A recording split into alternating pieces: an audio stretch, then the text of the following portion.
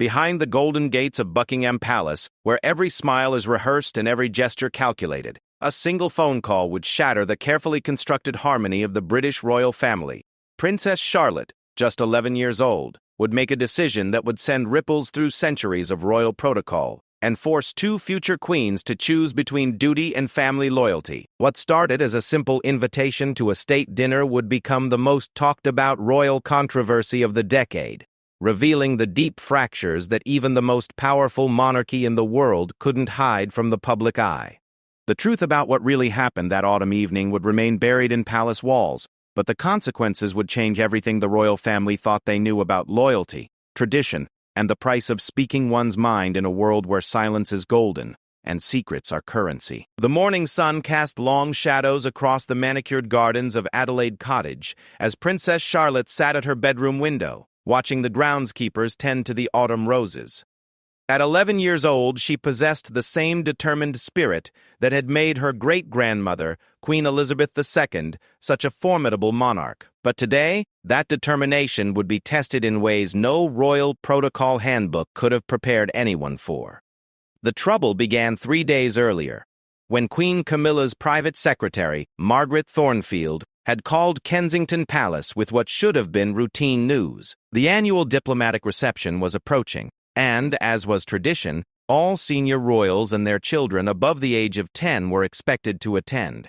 It was considered an honor, a rite of passage for young royals to take their first steps into the formal world of international diplomacy. Charlotte had attended these events before, always flanked by her parents, the Prince and Princess of Wales. She knew the drill well: arrive precisely on time, curtsy to the right people, make polite conversation about her studies, and smile until her cheeks ached.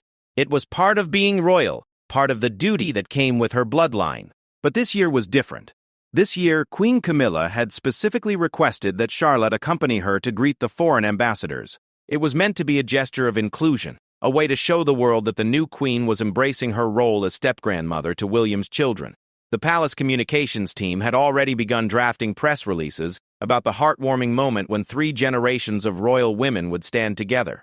Catherine, the Princess of Wales, received the news while reviewing her schedule for the upcoming week. She was in her private study at Adelaide Cottage, surrounded by correspondence and briefing papers for her early years development work. When her private secretary, Natasha Archer, delivered the message about Charlotte's special role at the reception, Catherine felt a familiar knot form in her stomach. The relationship between Catherine and Camilla had always been cordial but complex. Both women understood the delicate balance required to maintain family harmony while navigating their very different approaches to royal duty. Catherine represented the future of the monarchy, young, modern, and deeply committed to causes that resonated with ordinary people. Camilla embodied experience and tradition, having weathered decades of public scrutiny to finally claim her place as queen consort. Their differences had never been a problem before, but lately, Charlotte had begun to notice things that the adults thought she missed. She had sharp eyes and an even sharper memory, traits that made her both endearing and occasionally inconvenient for a family that lived their lives under constant public scrutiny. The incident that would change everything happened the previous month during a private family gathering at Balmoral Castle. It was meant to be a relaxed weekend, a chance for the extended royal family to spend time together away from the pressures of official duties. The late Queen's private sitting room had been preserved exactly as she left it, and family members often gathered there in the evenings to share stories and maintain the connection to their beloved matriarch. Charlotte had been playing quietly in the corner, working on a watercolor painting of the Highland landscape she could see from the window. The adults were engaged in what they thought was a private conversation about upcoming royal tours and official engagements. Camilla was discussing her planned visit to a charity that supported women affected by domestic violence, a cause close to her heart that she had championed for years. But then the conversation shifted to something more personal. Camilla began talking about the early days of her relationship with King Charles, specifically about some of the challenges she had faced during the transition period after Diana's death. She spoke candidly about the delicate balance she had tried to maintain, supporting Charles while being respectful of Diana's memory and the impact on William and Harry. What Charlotte heard next would stay with her for weeks. Camilla mentioned, almost casually, that she had always felt that Diana had been overly emotional about certain royal protocols, and that perhaps if she had been more pragmatic about her role, things might have ended differently. The comment was not meant to be cruel, but rather reflected Camilla's practical approach to royal life and her belief that duty should supersede personal feelings. Charlotte's hand froze over her watercolor paper. She had been learning about her grandmother, Diana, in school, as part of a project about influential women in history. Her teacher, Mrs. Patterson, had spoken glowingly about Diana's compassion, her work with landmine victims, and her ability to connect with people from all walks of life. At home, William had shared gentle stories about his mother's love for her sons and her genuine desire to make a difference in the world. The idea that someone would criticize her grandmother, especially someone who had caused her grandfather such pain during his marriage to Diana, struck Charlotte as fundamentally unfair. She continued painting, but her young mind was processing this new information and trying to reconcile it with everything else she knew about her family's history. Later that evening, after the adults had retired to their rooms, Charlotte approached her father in his study. William was reviewing some papers for an upcoming Earthshot Prize ceremony, but he put everything aside when he saw the serious expression on his daughter's face. "Papa," she said, using the formal address she had been taught for private moments, "can I ask you something about Grandmama Diana?" William felt his heart skip a beat. He and Catherine had always been careful about how they discussed Diana with their children, wanting them to know and love their grandmother's memory while not burdening them with the complexities of her relationship with Charles and the circumstances of her death. "Of course, darling. What would you like to know?" Charlotte settled into the large leather chair across from his desk, her legs not quite reaching the floor. Was she really overly emotional? Did she not understand about royal duty? The question caught William completely off guard. He had no idea where Charlotte could have heard such a characterization of her mother, and he struggled to find the right words to respond. He knew that any answer he gave would shape Charlotte's understanding, not just of Diana, but of the entire family dynamic that she was inheriting. "Your grandmother," he said carefully, "was one of the most intuitive and compassionate people I've ever known. She felt things deeply, and that was one of her greatest strengths. It allowed her to connect with people in a way that changed what it meant to be royal." Charlotte nodded thoughtfully. "So feeling things deeply isn't bad?" "No, sweetheart, it's not bad at all. In fact, it's quite wonderful." The conversation continued for another 20 minutes, with William sharing age-appropriate stories about Diana's warmth, her mischievous sense of humor, and her genuine love for people who were struggling or marginalized. By the time Charlotte went to bed that night, she had a clearer picture of her grandmother and a growing sense that the comment she had overheard at Balmoral was not just wrong but hurtful. The weeks that followed were filled with normal royal activities for Charlotte. She attended her regular classes at Lambrook School, participated in her weekend pony lessons, and joined her siblings for various family outings. But the conversation about Diana had planted a seed in her mind, and she found herself paying closer attention to the dynamics between the adults in her family. She noticed the way Camilla sometimes dismissed Catherine's suggestions about modernizing certain royal traditions.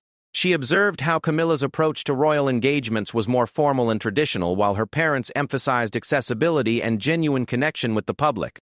These weren't necessarily conflicts, but they represented different philosophies about what the monarchy should be in the 21st century. When the invitation came for Charlotte to accompany Camilla to the diplomatic reception, all of these observations crystallized into a moment of decision. Charlotte didn't want to hurt anyone's feelings, but she also couldn't bring herself to participate in an event that would be photographed and celebrated, when she had such complicated feelings about her step-grandmother's attitude toward her late grandmother. The first person she confided in was her nanny, Maria Teresa Turian Borallo. Maria had been with the family since Prince George was a baby, and Charlotte trusted her completely. They were in Charlotte's room, organizing her school supplies for the upcoming week, when Charlotte suddenly looked up from her pencil case. "Maria," she said quietly, "what do you do when you're supposed to do something you don't want to do, but it's not because you're being naughty?" Maria paused in her sorting and sat down on Charlotte's bed. She had learned over the years that Charlotte's questions often contained deeper concerns that needed careful handling. "That's a very thoughtful question, Princess. Can you tell me more about what you mean?" Charlotte explained about the upcoming reception and her feelings about accompanying Camilla. She spoke carefully, not wanting to say anything that would get back to the adults and cause family drama, but needing guidance from someone she trusted. Maria listened intently, her heart going out to this young girl who was grappling with complex family dynamics that would challenge even seasoned diplomats. When Charlotte finished speaking, Maria was quiet for a moment, choosing her words carefully. "You know, Princess," she said finally, "sometimes the most important thing is to be true to your own heart, even when it's difficult. Your parents have always taught you to be honest and authentic, haven't they?" Charlotte nodded. "Then perhaps you should talk to them about how you're feeling. They love you very much, and they want you to feel comfortable and confident in all the roles you'll have as you grow up." That evening, Charlotte asked her parents if they could have a private conversation after dinner. William and Catherine exchanged a glance, recognizing the serious tone that meant their daughter had something important on her mind. They settled in the family sitting room, with Charlotte curled up between them on the sofa.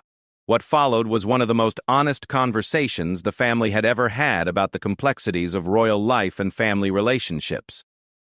Charlotte, with the directness that only children possess, explained exactly what she had heard at Balmoral and how it had affected her feelings about accompanying Camilla to the reception. Catherine felt a surge of protective anger toward her daughter, but she also recognized an opportunity to teach Charlotte about standing up for her principles while maintaining family relationships. William, meanwhile, was impressed by his daughter's emotional intelligence and her ability to articulate such complex feelings. "We're very proud of you for telling us how you feel," Catherine said, stroking Charlotte's hair. "These are not easy situations, even for adults." "What should I do?" Charlotte asked. "I don't want to hurt Queen Camilla's feelings, but I also don't want to pretend everything is okay when it's not." William and Catherine looked at each other, both recognizing that their daughter's question went to the heart of many royal dilemmas. How do you balance personal integrity with family harmony? How do you honor your own values while maintaining the relationships that are essential to the institution you represent? "Let's think about this together," William said. "What feels right to you?" Charlotte was quiet for a long moment, and when she spoke, her voice was steady and sure. "I think I should tell Queen Camilla that I can't attend with her, but I should explain why. I think Grandmama Diana would want me to be honest." And with that decision, the stage was set for a royal drama that would test every relationship in the family and force everyone to confront truths they had been avoiding for years. The phone call that would shake the very foundations of the modern royal family took place on a crisp Tuesday morning in October. Catherine had spent the night wrestling with how to handle Charlotte's decision, knowing that a misstep could create lasting damage to family relationships, while also recognizing her responsibility to support her daughter's emotional well-being.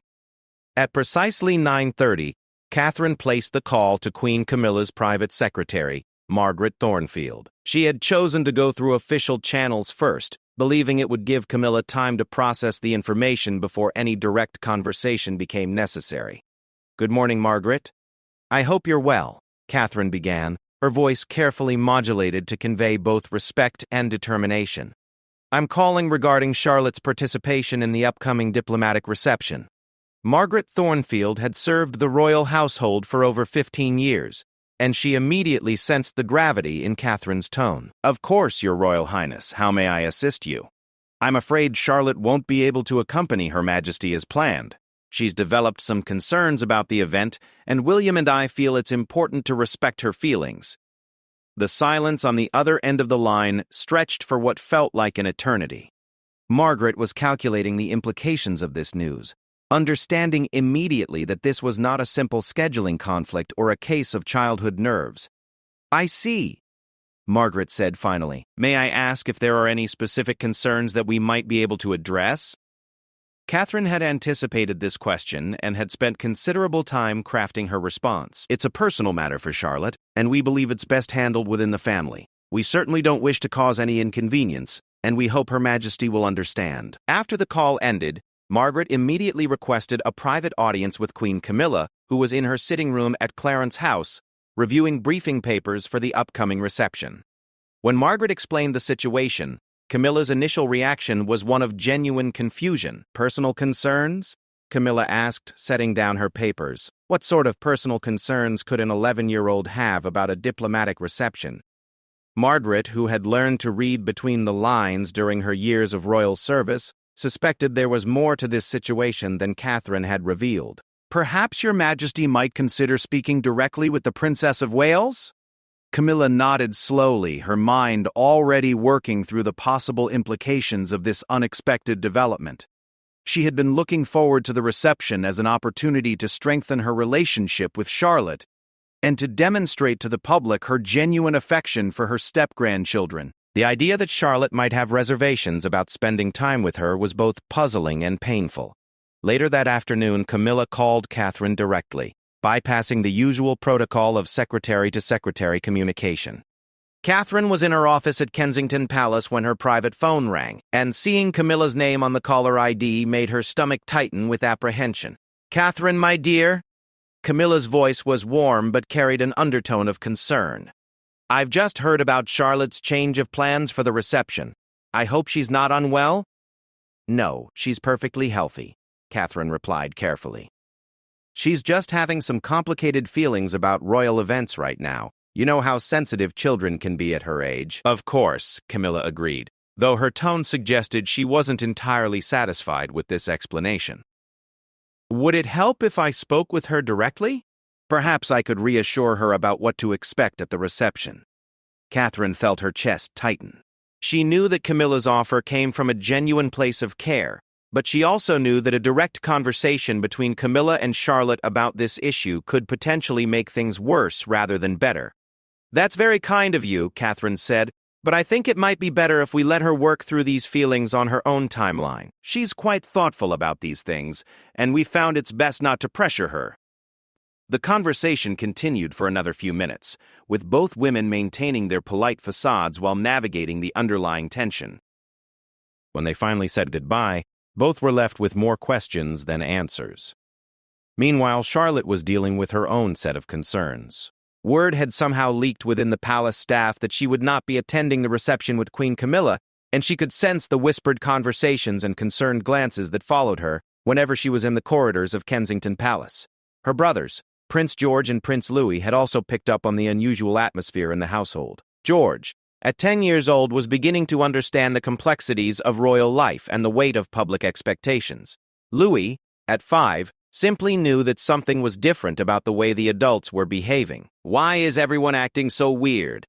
Louis asked Charlotte one evening as they were playing in the nursery.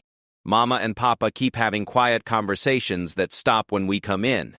Charlotte looked at her youngest brother, his innocent face filled with curiosity, and felt a wave of protectiveness wash over her. She realized that her decision was affecting not just her own relationship with Camilla, but the entire family dynamic.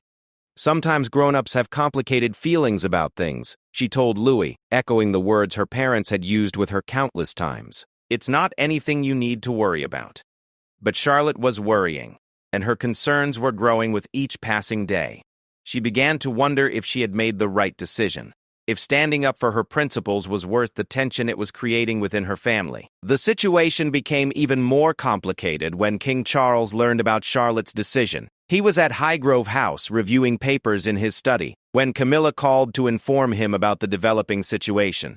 Charles listened carefully as his wife explained the phone conversations with Catherine and her growing sense that there was more to Charlotte's reluctance than simple childhood nervousness.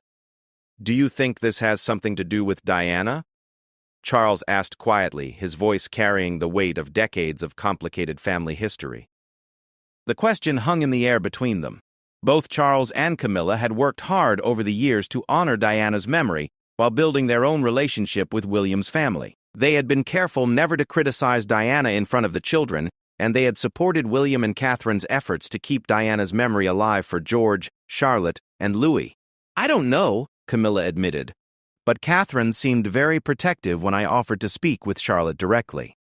It felt like there might be something specific that triggered this reaction. Charles was quiet for a long moment, his mind traveling back through the years to all the delicate negotiations and careful conversations that had been required to build the family relationships they now enjoyed. The idea that something might have damaged Charlotte's trust in Camilla was deeply concerning to him, both as a father and as a king who understood the importance of family unity to the monarchy's stability. "I think I should speak with William," he said finally. The conversation between father and son took place the following day in Charles's private study at Buckingham Palace. William had requested the meeting, knowing that he needed to give his father some context for Charlotte's decision without betraying his daughter's trust or unnecessarily damaging Camilla's feelings. She overheard something, William explained carefully, something that gave her a different perspective on Camilla's relationship with her mother's memory. I can't share the specifics without violating her confidence, but I can tell you that her feelings are genuine and deeply held.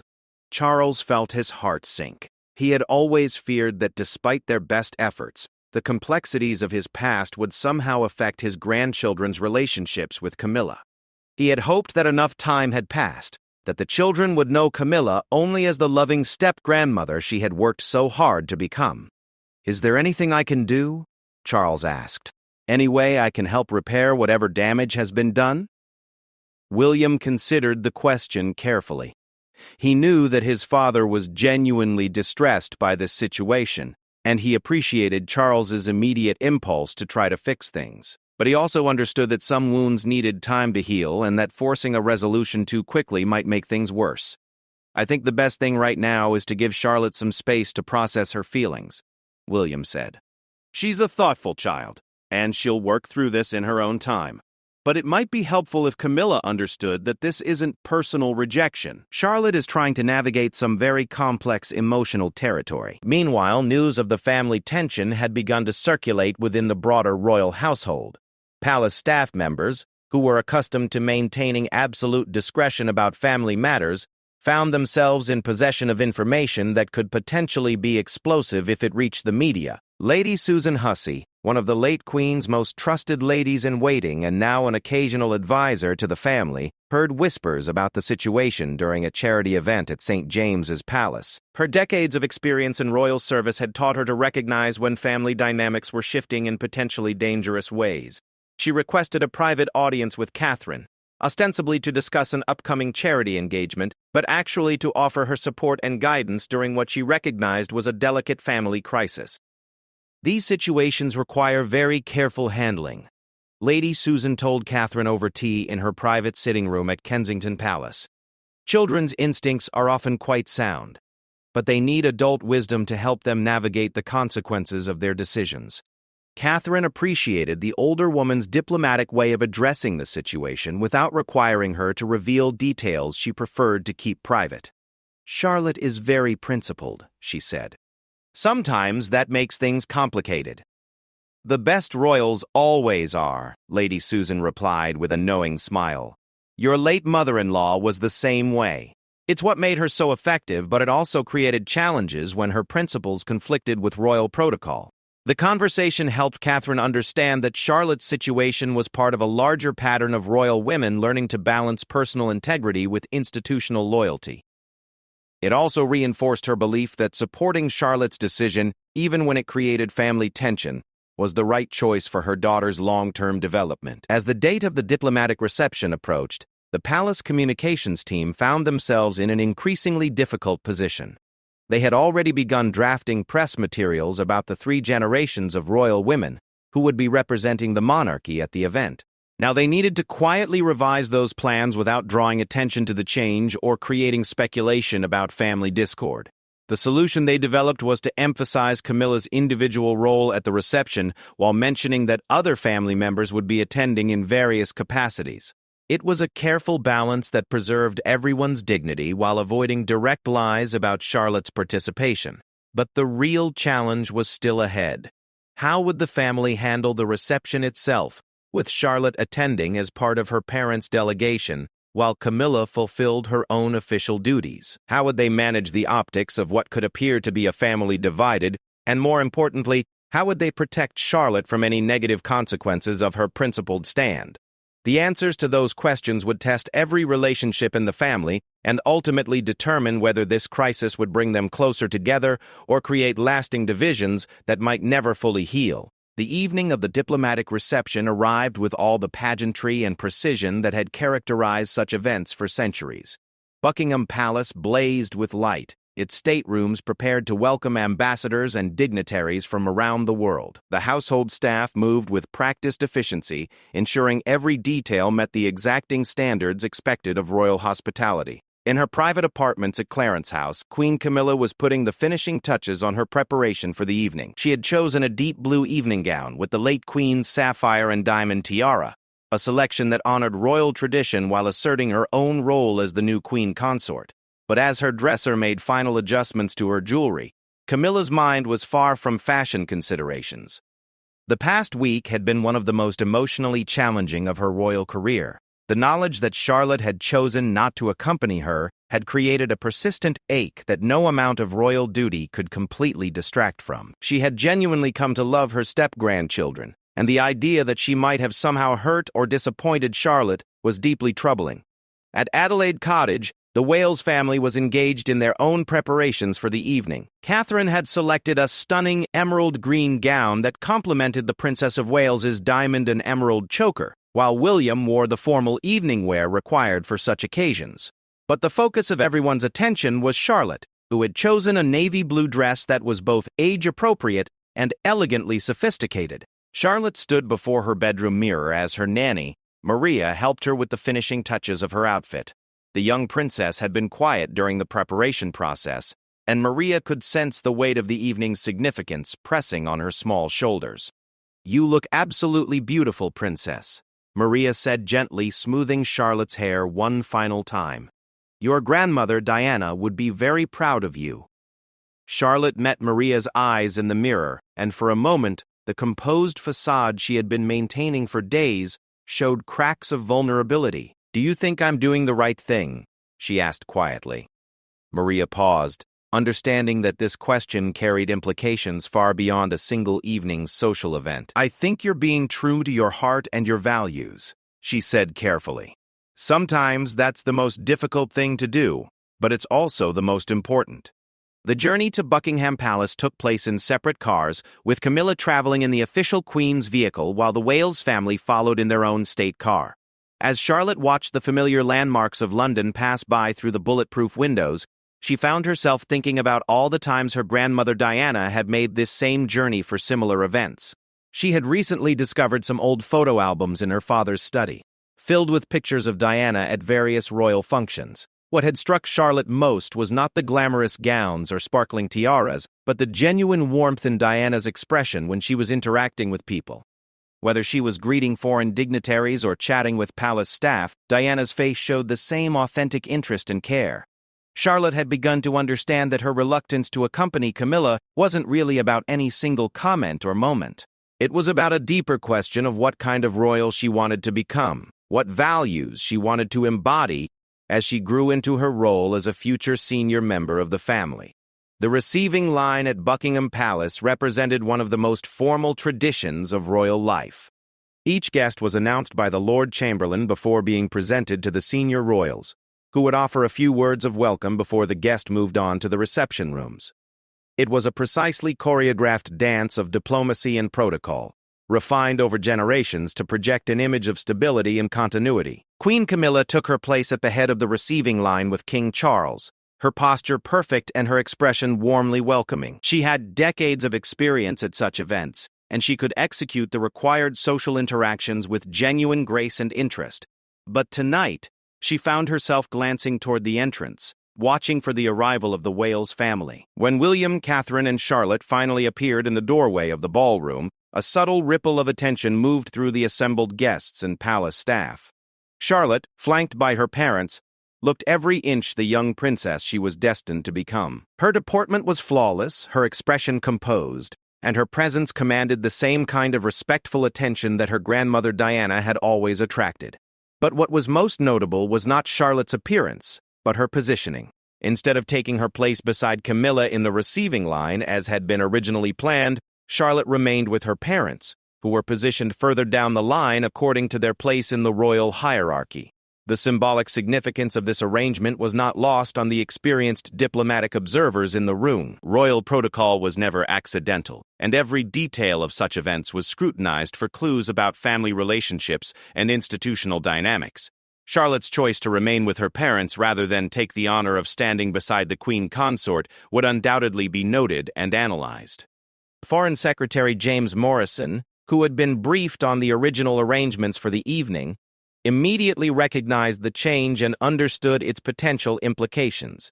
He made a mental note to ensure that his staff handled any media inquiries about the evening with particular care, emphasizing the successful diplomatic aspects of the reception rather than focusing on internal royal family arrangements. As the receiving line progressed through the evening's guests, Charlotte had the opportunity to observe both Camilla and her parents in their professional roles. She watched how Camilla handled each introduction with practiced efficiency, offering appropriate comments about the guests' countries or shared interests while maintaining the perfect balance of warmth and dignity. At the same time, Charlotte observed her parents' approach to the same interactions. Catherine's style was more personal and emotionally engaged, while William combined his mother's warmth with his father's sense of duty and protocol. The differences in their approaches were subtle but significant, representing different philosophies about the role of monarchy in modern society. The evening's most challenging moment came when Charlotte found herself in the same conversation circle as Camilla during the informal reception that followed the official presentations. The ambassador from Canada was discussing youth education initiatives, a topic that both Camilla and Catherine had championed in their respective charitable work. "Princess Charlotte," the ambassador said, turning to include her in the conversation. "I understand you're quite an accomplished student yourself. What subjects interest you most?" Charlotte felt every eye in the circle focus on her, including Camilla's. For a moment, the weight of the family tension seemed to settle on her shoulders like a physical burden. But then she remembered her father's words about authenticity and her conviction that honesty was more important than diplomatic convenience. "I'm particularly interested in history," Charlotte replied with confidence. "I've been learning about influential women who used their positions to help people who needed support. It's fascinating to see how they balanced their official duties with their personal values." The response was perfectly appropriate for the setting, but those who knew the family dynamics could hear the layers of meaning beneath Charlotte's diplomatic language. She was not being disrespectful or confrontational, but she was clearly articulating her own developing sense of what royal service should encompass. Camilla, who had spent enough time in royal circles to recognize when a message was being conveyed through seemingly innocent conversation, felt a complex mixture of pride and pain at Charlotte's sophisticated response. The young princess was clearly intelligent and thoughtful, qualities that would serve her well in her future royal role. But the subtle distance in Charlotte's manner made it clear that their relationship would require significant repair work. Catherine, who had been monitoring the interaction from across the room, felt a surge of maternal pride at her daughter's grace under pressure. Charlotte was handling an incredibly difficult situation with maturity beyond her years, standing firm in her principles while maintaining the respect and dignity required by the setting. As the evening progressed, other family dynamics began to emerge that reflected the broader implications of Charlotte's decision. Prince George, who had initially been confused by the family tension, began to demonstrate his own developing sense of loyalty and protection toward his sister. When he overheard one of the younger palace staff members making a whispered comment about Charlotte's behavior, he quietly but firmly corrected their assumption that she was simply being difficult.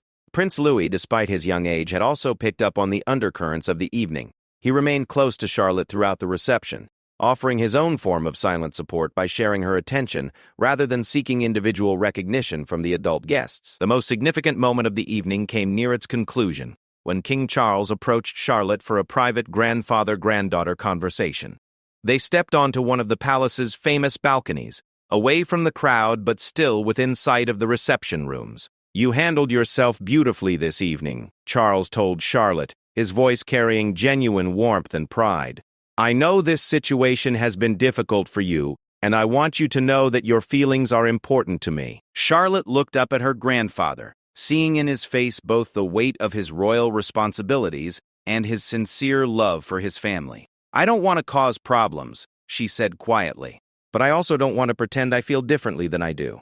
Charles nodded, understanding completely the dilemma his granddaughter was articulating. "Your grandmother Diana faced similar challenges," he said carefully. "She also believed that authenticity was more important than convenience. It's one of the qualities that made her so special, and it's clearly one of the qualities that makes you special too." The conversation continued for several more minutes, with Charles sharing age-appropriate insights about the challenges of balancing personal integrity with family loyalty. When they returned to the reception, Charlotte felt a renewed sense of confidence in her decision and a deeper understanding of the complex legacy she was inheriting. The evening concluded with the traditional farewell ceremony, during which the senior royals thanked their guests and offered final courtesies before the formal end of the event. As Charlotte curtsied to the departing ambassadors, she felt a sense of accomplishment that had nothing to do with social protocol and everything to do with her growing understanding of her own values and principles. But as the family prepared to return to their respective homes, the real work of healing and understanding was just beginning.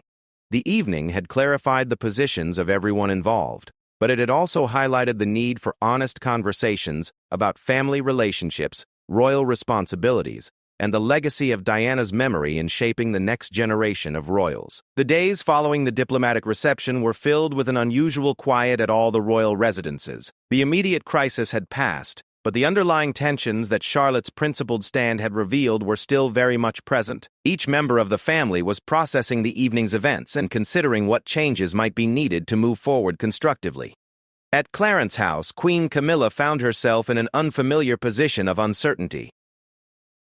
She had navigated countless political and social challenges during her decades in royal life, but the delicate matter of winning back an 11-year-old's trust required a completely different set of skills. She spent her mornings walking in the gardens, thinking about Charlotte's words at the reception and trying to understand what she might have said or done to create such a strong reaction. The breakthrough came through an unexpected source. Lady Susan Hussey, who had served as an informal advisor to the family during the crisis, suggested that Camilla might benefit from understanding more about Diana's approach to royal duty and how that legacy was being preserved for the children. Perhaps, Lady Susan suggested during a private tea at Clarence House, you might consider visiting the Diana Memorial Garden at Kensington Palace. Not for any grand gesture, but simply to understand better what Charlotte sees when she thinks about her grandmother's legacy. The idea initially made Camilla uncomfortable. Despite the years that had passed and the family relationships that had been built, she had always been careful not to insert herself too directly into Diana's memory. But she recognized that her relationship with Charlotte might depend on her willingness to engage more directly with that history. Meanwhile, at Adelaide Cottage, Charlotte was dealing with her own complex emotions about the reception and its aftermath. She felt proud of standing up for her principles, but she was also aware that her decision had created ongoing family tension. More importantly, she was beginning to understand that royal life would constantly present her with situations where her personal feelings and her public duties might conflict. Catherine recognized that her daughter needed guidance in processing these realizations. She arranged for Charlotte to spend time with several women who had navigated similar challenges in their own royal or public service careers. These conversations were informal and age-appropriate, but they gave Charlotte valuable perspective on how others had balanced authenticity with duty. One particularly meaningful conversation took place with Sophie, the Countess of Wessex, who had her own experience of entering the royal family and learning to honor both tradition and personal values.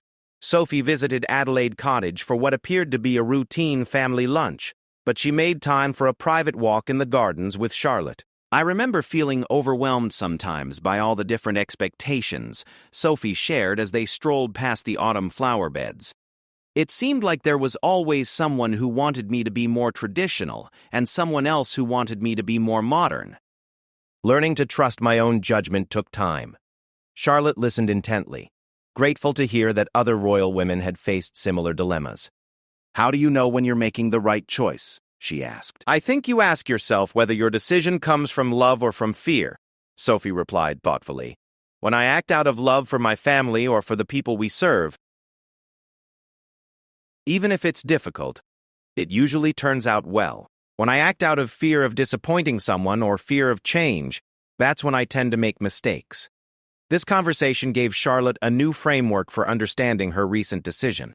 She realized that her choice not to accompany Camilla had come from love for her grandmother's memory and her own developing sense of values, rather than from fear or rejection of Camilla herself.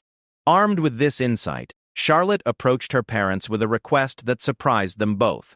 She wanted to write a letter to Queen Camilla, explaining her feelings, and hopefully opening a dialogue that could lead to better understanding between them. "I don't want to hurt her feelings," Charlotte explained to William and Catherine, "but I also want her to understand why her comment about Grandmama Diana upset me. Maybe if we're honest with each other, we can figure out how to move forward. Catherine felt a surge of pride at her daughter's emotional maturity and her instinct toward reconciliation. William was impressed by Charlotte's sophisticated understanding of both the problem and potential solutions. Together, they helped Charlotte craft a letter that was honest but respectful, clear about her feelings while also expressing her desire to rebuild their relationship. The letter that arrived at Clarence's house 3 days later was unlike anything Camilla had received during her royal career. Written in Charlotte's careful handwriting, it explained exactly what she had overheard at Balmoral and how those comments had affected her understanding of Camilla's feelings toward Diana.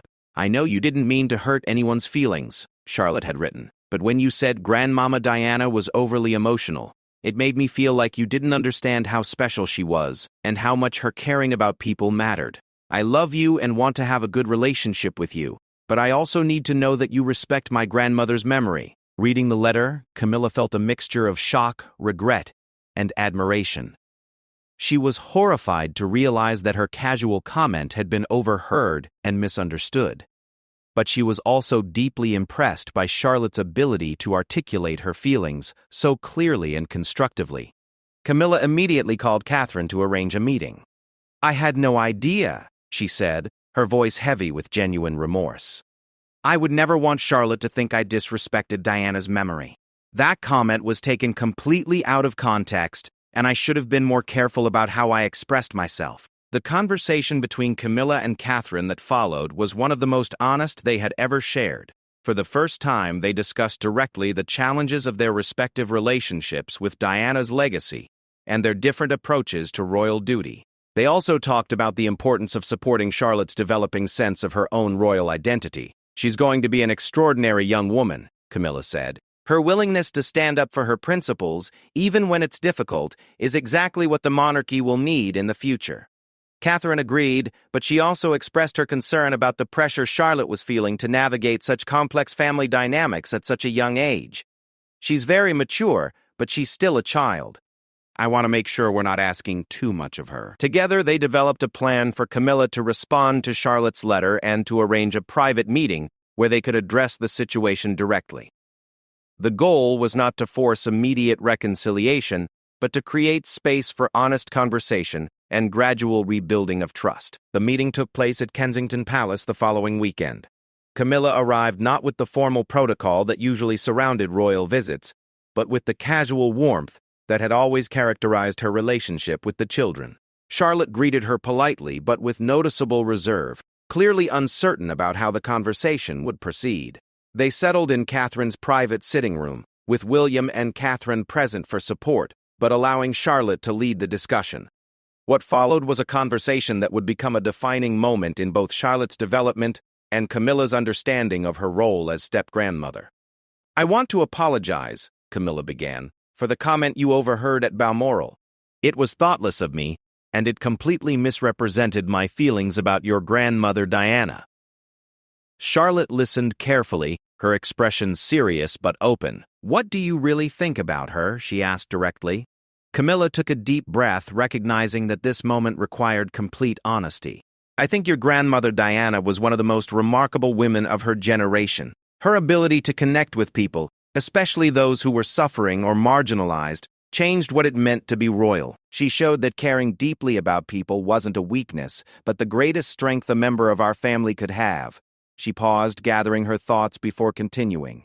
"When I made that comment about her being emotional, I was reflecting on some of the political challenges she faced, not criticizing her character or her approach to her royal duties. I should have been clearer about that, and I should have remembered that you might be listening." Charlotte considered this explanation carefully. "Do you think being emotional is bad?" she asked. "Not at all," Camilla replied firmly. "I think your grandmother's emotional intelligence was one of her greatest gifts. She could walk into a room and immediately understand what people needed from her. That's not something you can learn from protocol books or royal training. That comes from having a heart that's open to other people's experiences." The conversation continued for over an hour, with Charlotte asking questions about Diana's work, about Camilla's own approach to royal duty, and about how they might find common ground despite their different perspectives. Gradually, the tension in the room began to ease as understanding replaced suspicion. The turning point came when Camilla asked Charlotte about her own hopes for her future role as a member of the royal family. Charlotte's response revealed the depth of thought she had already given to these questions and her sophisticated understanding of the opportunities and responsibilities that lay ahead. "I want to help people the way Grandmama Diana did," Charlotte said. "But I also want to respect the traditions that have made the royal family important to people for so many years. I think maybe I can do both." "I think you absolutely can," Camilla agreed, "and I hope I can learn from you about how to balance those things better myself." By the end of the meeting, a new foundation had been established for their relationship. It wasn't the uncomplicated affection that had existed before, but it was something potentially stronger, a relationship based on mutual respect and honest communication. In the weeks that followed, Charlotte and Camilla began to rebuild their connection gradually. They started with small shared activities like visits to Camilla's favorite charities, where Charlotte could see firsthand how her step-grandmother approached her royal duties. These experiences helped Charlotte understand that while Camilla's style was different from Diana's, it came from the same fundamental desire to serve others. The broader royal family also benefited from the honest conversations that Charlotte's principled stand had prompted. William and Charles had several in-depth discussions about how Diana's legacy should be preserved and honored as the children grew up. Catherine and Camilla developed a stronger working relationship based on their shared commitment to supporting the next generation of royals. Most importantly, Charlotte learned valuable lessons about the power of standing up for your principles while remaining open to dialogue and understanding. She discovered that authenticity and diplomacy were not contradictory, but could work together to create positive change. The story of Charlotte's refusal to attend with Camilla became a turning point for the modern royal family, demonstrating that even the youngest members could contribute to the evolution of the monarchy. It showed that honoring tradition didn't require silencing individual voices, and that the institution could be strengthened by embracing rather than suppressing the diverse perspectives within the family. As Christmas approached that year, the extended royal family gathered at Sandringham with a renewed sense of understanding and purpose. Charlotte and Camilla were seen working together on the traditional Christmas decorations, their easy conversation and shared laughter, evidence of the genuine relationship they had built through honesty, patience, and mutual respect. The young princess who had courageously spoken her truth had not only protected her grandmother's memory, but it also helped her family learn new ways of communicating and connecting across generational and philosophical differences. In doing so, she had proven herself worthy of the royal legacy she would one day inherit, while also helping to ensure that legacy would continue to evolve in positive and meaningful ways.